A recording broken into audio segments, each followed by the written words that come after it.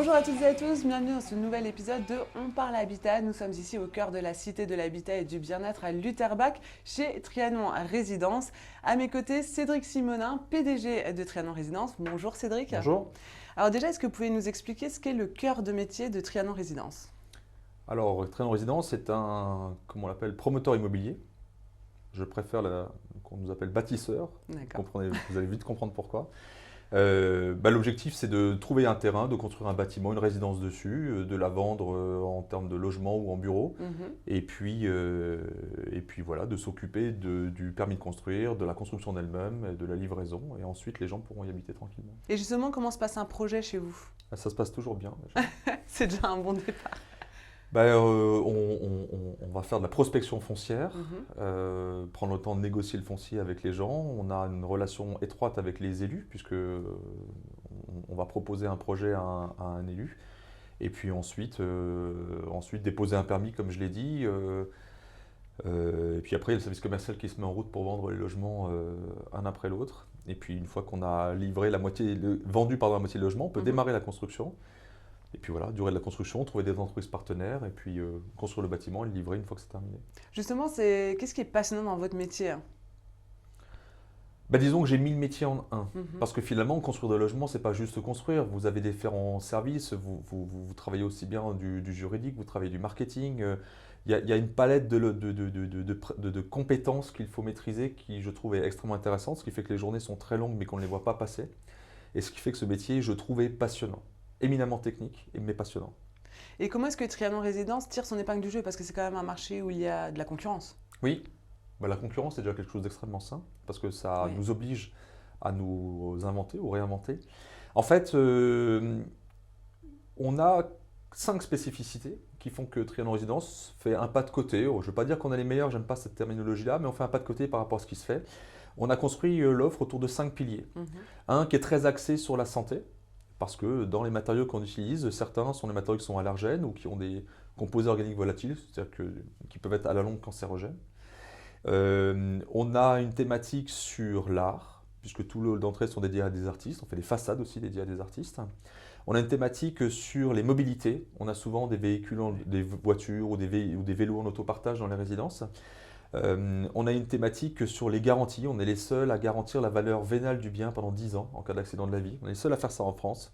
Et puis on a une dernière thématique qui est notre lab. C'est tout ce qui est innovation. Et on a un acteur qui est plutôt considéré comme un des plus innovants en France.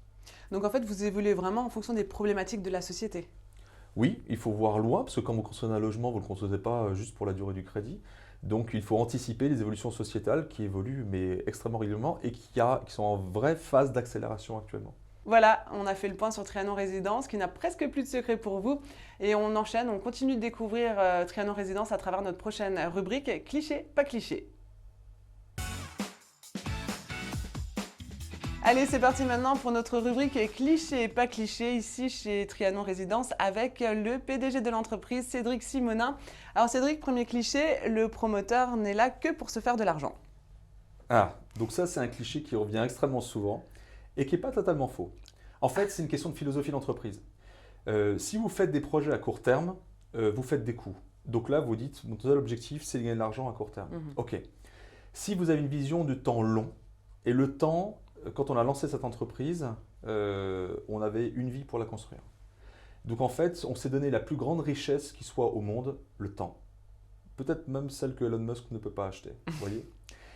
Quand vous vous donnez du temps, vous vous donnez du temps pour déjà construire une réputation. Vous vous donnez du temps pour former vos collaborateurs. Vous vous donnez du temps pour construire une marque. Vous vous donnez du temps pour faire de la recherche et développement. Parce que la recherche et développement, ce n'est que se tromper. Vous voyez, sur 10 projets, vous n'en gardez que 1. Et donc, il vous faut du temps. Et quand vous laissez du temps, finalement, vous avez un regard par rapport à l'entreprise et à vos projets sur le long terme. Donc, l'argent n'est plus l'objectif, mais la conséquence d'un travail bien fait. Donc, oui, pour ceux qui font des coups en disant « tiens, je vais faire de la promotion immobilière, ça brasse beaucoup d'argent, je vais gagner de l'argent à court terme », ceux-là, on ne les voit pas longtemps. Et non, pour ceux qui ont une vision à long terme, qui est plutôt notre cas. Et pour durer. Oui. Autre cliché, la personnalisation n'est pas possible dans vos constructions. Alors, chez nous, elle l'est. Ça arrive chez certains qui ne souhaitent pas la mettre en place. Chez nous, elle l'est. Elle l'est de manière mesurée. En fait, quand vous avez la possibilité de personnaliser en totalité votre logement, ça veut dire aussi qu'il est mal pensé dès le départ. Ah, Donc, il faut trouver un mixte entre une rigidité totale de on ne change rien mhm. et quelque chose qui est mesuré. Et nous, on est plutôt dans ce mixte entre mesuré. Si vous voulez, les plans que l'on travaille, les résidences sur lesquelles on travaille, quand les architectes bossent dessus, je vois tous les plans des logements. D'accord. Pas parce que j'ai envie de tout contrôler, parce que je me projette dedans. Et je Mhm. travaille à l'ancienne, je prends un calque et puis je place des meubles. Puis je me raconte une histoire. À partir du moment où je peux meubler les plans en totalité et que j'estime qu'ils sont vendables, entre guillemets, généralement ils tournent extrêmement bien. Et les modifications, elles se font vraiment à la marge, mais vraiment à la marge. Donc on a cette chance-là que les plans sont très bien travaillés en amont. Donc oui, on peut modifier chez nous, et c'est à la marge parce qu'ils sont déjà très bien pensés, donc il n'y a pas vraiment besoin de les modifier. Et vous arrivez à trouver ce mix pour, par exemple, un jeune couple et des personnes âgées? Oui, parce que on a imaginé un produit qui s'appelle Wall is Infinity. Ce sont des logements qui sont évolutifs et transformables que vous pouvez évoluer tout au long de votre vie en fonction de vos structurations familiales ou Mhm. sociales. Ok, très bien, vous Ça, avez c'est un pensé à petit tout en secret fait. d'être rien en résidence. C'est gentil de nous le livrer. Et dernier cliché, l'innovation n'est pas possible dans votre métier. Alors c'est un métier qui est extrêmement conservateur et donc assez peu innovant. Il y a très peu d'acteurs qui sont innovants. On fait Mhm. partie de ceux qui sont les plus innovants sur le marché pour une simple et bonne raison, c'est qu'on estime que le logement doit être, le bâtiment doit être utile à son territoire. Pour exemple, à Saint-Louis, on a construit un logement avec une façade dépolluante.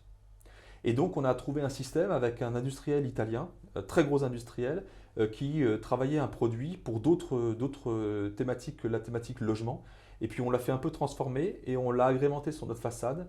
Et la façade aujourd'hui, c'est un bâtiment qui est livré. Mhm. Et cette façade, elle permet d'absorber l'équivalent de ce que dépense ou projette 20 véhicules en CO2 de 20 véhicules par an. D'accord. Donc oui, l'innovation est Oui. possible. Merci beaucoup d'avoir déconstruit tous nos clichés. Merci Cédric. Avec plaisir.